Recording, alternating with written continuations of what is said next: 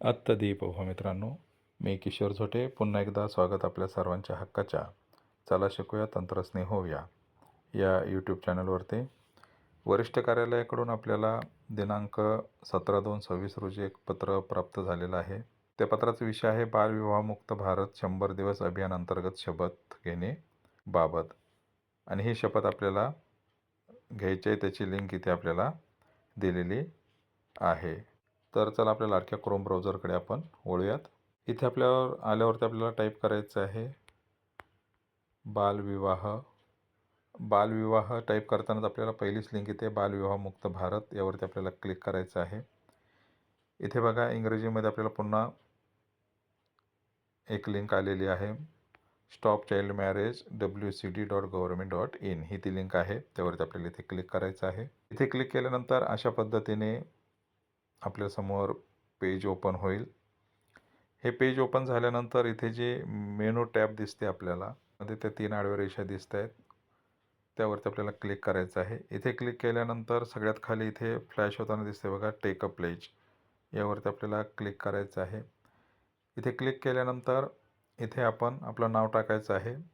मात्र इथे नाव जे आहे ते फक्त इंग्रजी भाषेतच घेतलं जात आहे, इतर भाषेमध्ये घेतलं जात नाही. त्यानंतर इथे मोबाईल नंबर टाकायचा आहे, आपलं राज्य निवडायचं आहे, जिल्हा निवडायचा आहे. लँग्वेज मात्र आपण इथे 2 आहेत आपल्याला अवेलेबल शपथ घेण्यासाठीच्या, इंग्रजी किंवा हिंदी.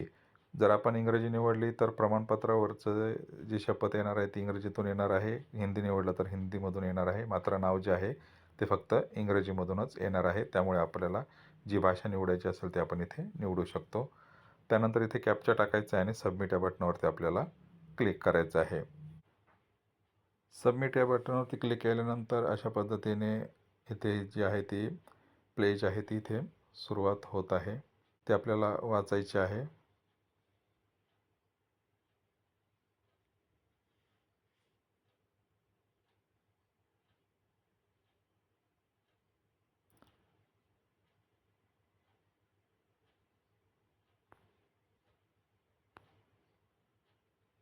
आपण हिंदी भाषा निवडली तर हिंदीमधून ही प्लेज इथे आपल्याला दिसेल.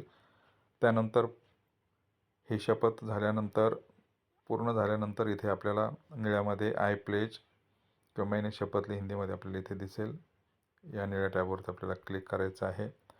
तिथे क्लिक केल्यानंतर इथे डाउनलोड सर्टिफिकेट यावरती आपल्याला क्लिक करायचं आहे. आपलं प्रमाणपत्र तयार झालेलं आहे.